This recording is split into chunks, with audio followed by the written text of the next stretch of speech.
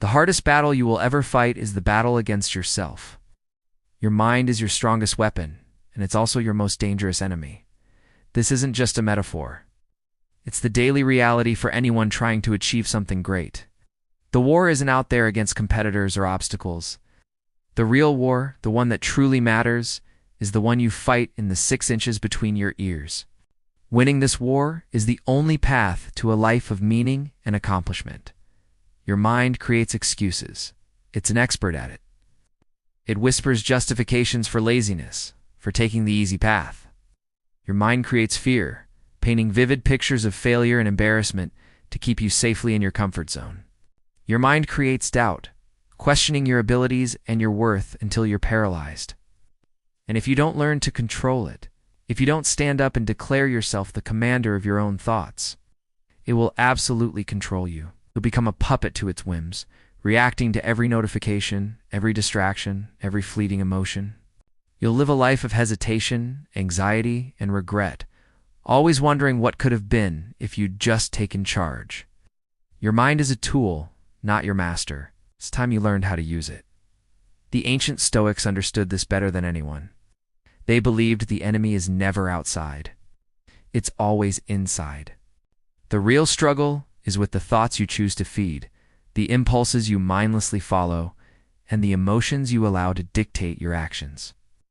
The great Roman Emperor Marcus Aurelius wrote in his private journal, "You have power over your mind, not outside events." Realize this, and you will find strength. What does this mean for you? It means you are 100% responsible for your inner state. The economy, the opinions of others, the weather, these are external. Your response, your focus, your discipline that is internal, and that is where your power lies. Stop blaming the world and start taking command of your inner kingdom. Think of it like this. There are 2 versions of you inside your head, fighting for control every single moment of every single day. There's the strong mind. This is the part of you that is disciplined, focused, calm, and driven. It wakes up early, does the hard work, and keeps its promises to itself. Then there's the weak mind. This is the part of you that is distracted, emotional, impulsive, and afraid. It hits the snooze button, seeks comfort, avoids difficulty, and constantly craves instant gratification. Every day, every choice from the moment you wake up is a vote. You choose which one of these minds wins. The life you have is a direct reflection of which mind you've been feeding. So how does the weak mind keep its grip on you? It's a master of manipulation. It whispers sweet lies that sound like common sense. Just do it later. You're tired. Take the easy way. Why make things harder than they need to be? You deserve a break. You worked hard for 5 minutes. And the most dangerous one of all, you're not ready yet.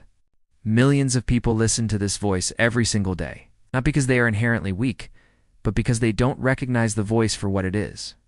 A liar. It's a saboteur dressed up as a friend, trying to keep you small and safe. You have to stop believing your own excuses. That voice is not your protector. It is your prison guard. If you are ready to break free and win this inner war, you need a protocol, a set of rules to govern your actions and build the strong mind. First, act before you think. The moment you feel hesitation, that's your cue to move.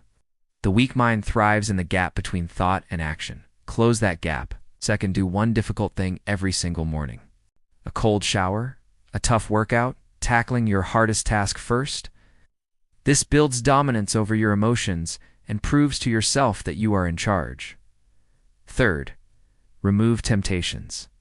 Don't rely on willpower alone. If your phone is a distraction, put it in another room. The mind can't fight what it doesn't see.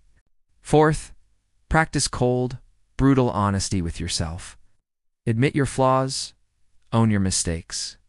Then, get to work fixing them. Don't hide from your weaknesses. Confront them. And fifth, practice silence. Sit with your thoughts for a few minutes each day without judgment. Learn their patterns. See where they come from. You can't defeat an enemy you don't understand.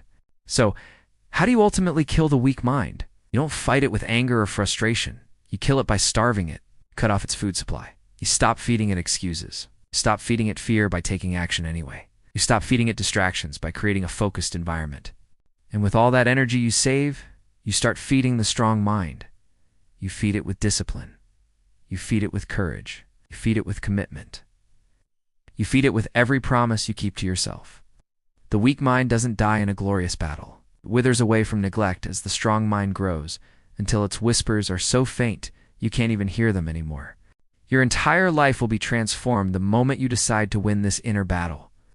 When you control your thoughts, you control your feelings. When you control your feelings, you control your actions. When you control your actions, you control your destiny. There is no other way. Welcome to StillMindHustle. Master your mind. Dominate your life. If this resonated with you, subscribe and join the community of people committed to winning the war within.